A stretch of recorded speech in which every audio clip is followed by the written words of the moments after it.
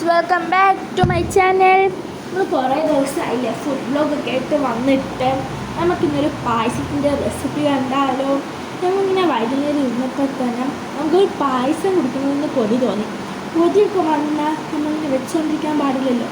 നമ്മൾ ഓടിപ്പോയി നമ്മുടെ സോമീസിൻ്റെ പാലട മിക്സാണ് എടുത്ത് നമ്മളെപ്പോഴും സേമിയാണ് ഉണ്ടാക്കുന്നത്. പക്ഷേ നമ്മളൊരു വെറൈറ്റി കമ്പനി പാലട ഉണ്ടാക്കി നോക്കാം.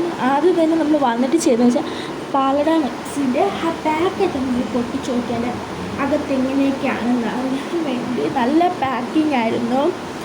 ഇത് മിക്സാണ്, നമ്മൾ പ്രത്യേകിച്ച് പറയേണ്ടിയില്ല. ഇതിനകത്ത് എക്സ്ട്രാ ഒന്നും ചേർക്കേണ്ടി വന്നിട്ടില്ലായിരുന്നു.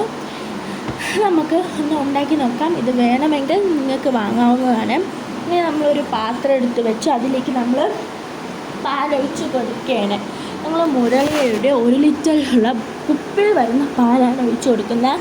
മുരളിയ പാൽ നല്ല ഫ്രഷാണ്, നല്ല ഹെൽത്തിയാണ്. അപ്പോൾ നമ്മൾ പാലൊഴിച്ച് കൊടുത്ത് നമുക്ക് ചൂടാക്കി വെക്കേണ്ടതുണ്ട്. ഇവിടെ പായസം ഉണ്ടാകുമെന്ന് കേട്ടപ്പോൾ തന്നെ ഒരു സമാധാനമല്ല. അപ്പോൾ ഒന്ന് പെട്ടെന്ന് ചൂടാക്കിയിട്ട് നമ്മളൊന്ന് അടപ്പും കൂടി മൂടി വെക്കുന്നുണ്ട്. അപ്പോൾ ഈ പായസത്തിൻ്റെ ഫുൾ റെസ്പോൺസിബിലിറ്റി ഉള്ളത് ഉമ്മാക്കാണ്. അങ്ങനെ ആ പാല് തെളിച്ചു നമ്മുടെ പായസം മിക്സ് നമ്മൾ ഇതിനകത്തിട്ടും. പാലടയൊക്കെ എന്ന് പറയുമ്പോൾ കുറച്ച് സമയം എടുക്കും വേവാൻ. എന്നാൽ പക്ഷേ ഇവിടെ ഇവൻ സമാധാനം തരത്തും. നമ്മൾ പെട്ടെന്നൊന്നും ഈ പായസം റെഡിയായി കിട്ടാൻ നമ്മളൊരു ധൃതിയിലായിരുന്നു. അങ്ങനെ ഇതിനകത്തുള്ള പഞ്ചസാരയും എല്ലാം അലിയാൻ വേണ്ടി കുറച്ച് ഒന്ന് ഇളക്കി കൊടുക്കുകയാണ്. ഇതിനകത്ത് തന്നെ അണ്ടിപ്പരിപ്പ്, മുന്തിരി, മറ്റ് സാധനങ്ങളെല്ലാം ഉണ്ടായിരുന്നു. പ്രത്യേകിച്ചൊന്നും ഇടേണ്ടി വന്നില്ലായിരുന്നു. അങ്ങനെ നമ്മുടെ പാലടയൊക്കെ വെന്ത് കറക്റ്റ് പായസമായിട്ടുണ്ടായിരുന്നു. പക്ഷേ ഇതിൽ അണ്ടിപ്പരിപ്പിൻ്റെ കുറച്ചേ ഉണ്ടായിരുന്നു. അണ്ടിപ്പരിപ്പ് നമുക്കതൊന്നും ഇടാം. പക്ഷെ മുന്തിരി നമ്മൾ അങ്ങനെ വലുതായിട്ട് കഴിക്കാത്തതുകൊണ്ട് നമ്മൾ മുന്തിരി ഇടുന്നില്ല. നമ്മുടെ അണ്ടിപ്പരിപ്പ് മാത്രമാണ് നമ്മൾ ഇതിനകത്ത് ചേർക്കുന്നത്. അങ്ങനെ അണ്ടിപ്പരിപ്പ് ചേർത്ത് നമ്മൾ നെയ്യിലൊന്ന് വറുത്ത് എടുക്കാം.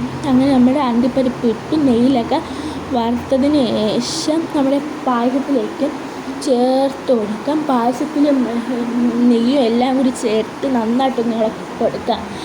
ആ നെയ്യൊക്കെ പായസത്തിൻ്റെ എല്ലാ ഭാഗങ്ങളിലും പോയി കിട്ടാൻ വേണ്ടി നന്നായിട്ട് നമുക്കൊന്ന് ഇളക്കി കൊടുത്ത് എല്ലാം നെയ്യും ആ പായസത്തിൽ മൊത്തം ആവണത് നമുക്ക് അപ്പൂസ് ബോളിയും നമ്മുടെ പായസമായിട്ട് കഴിച്ചു നോക്കാൻ പോവുകയാണ്.